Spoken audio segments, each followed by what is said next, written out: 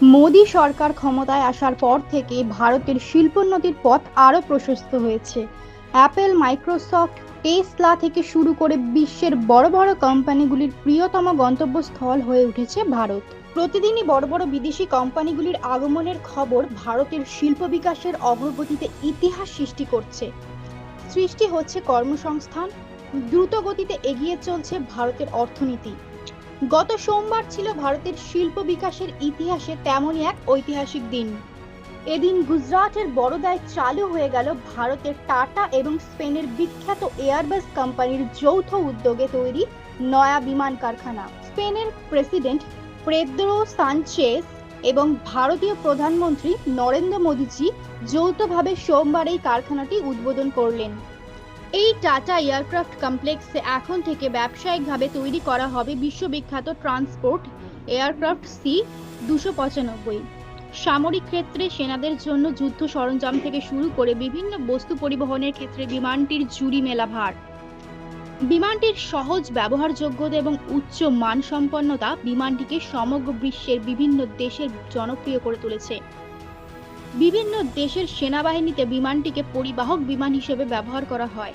তাই বর্তমানে এই কারখানাটি মূলত ভারতীয় সেনার প্রয়োজনীয়তা পূরণের জন্য কাজ করলেও ভবিষ্যতে এখান থেকে উৎপন্ন বিমানগুলিকে বিদেশে রপ্তানিও সুযোগ করে থাকবে বলে জানিয়েছে স্বয়ং প্রধানমন্ত্রী নরেন্দ্র মোদীজি। आज ये भारत का समय है।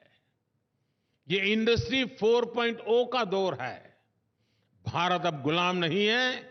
हमें आजाद हुए 75 साल हो गए हैं और इसलिए अब हम कमर कसकर तैयार हैं। फ्रेंड्स, इंडस्ट्री 4.0 के लिए जो स्किल सेट चाहिए, जो इंफ्रास्ट्रक्चर चाहिए, उस पर भारत बहुत तेजी से काम कर रहा है। बीते दशक के दौरान मुझे कितने ही ग्लोबल प्लेटफॉर्म से जुड़ने का अवसर मिला है। मैं दुनिया भर में G20 और G7 के सम्मेलनों का हिस्सा रहा हूं।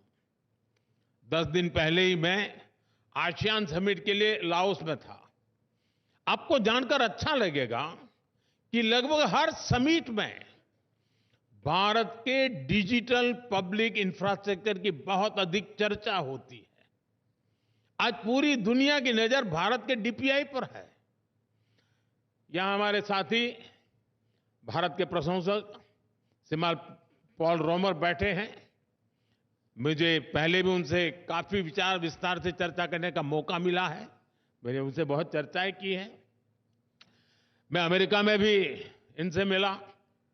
हमारी चर्चाओं के दौरान पॉल ने भारत के डिजिटल इंफ्रास्ट्रक्चर की, आधार और डिजी लॉकर जैसे इनोवेशन की बहुत तारीफ की है।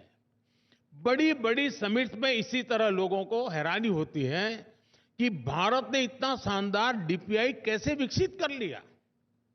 फ्रेंड्स, इंटरनेट के दौर में भारत के पास फर्स्ट मूवर का एडवांटेज नहीं था।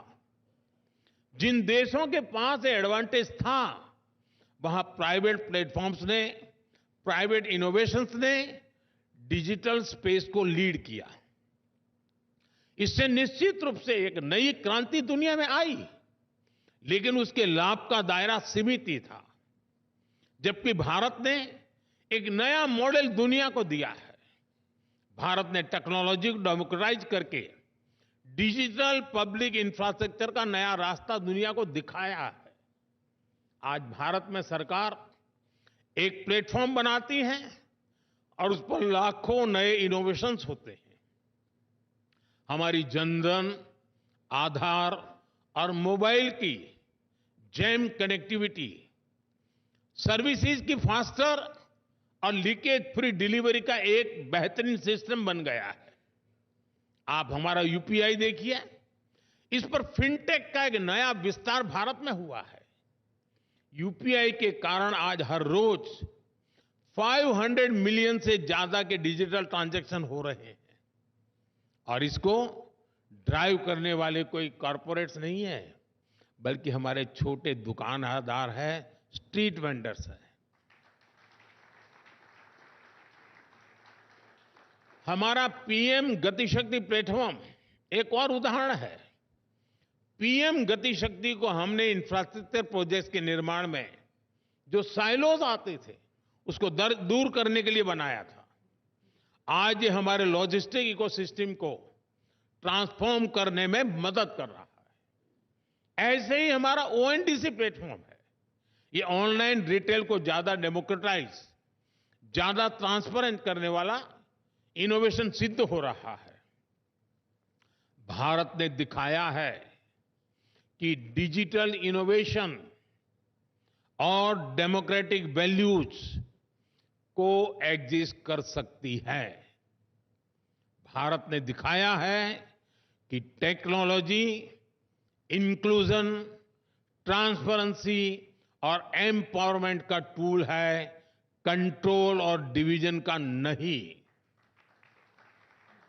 তিনি আরো বললেন, এই উদ্যোগ ভারত এবং স্পেনের দ্বৈপাক্ষিক সম্পর্ককে আরো মজবুত করবে, সেই সঙ্গে make in India make for the world কর্মসূচিকে আরো পরিপুষ্ট করবে। Bureau report, saffron news TV.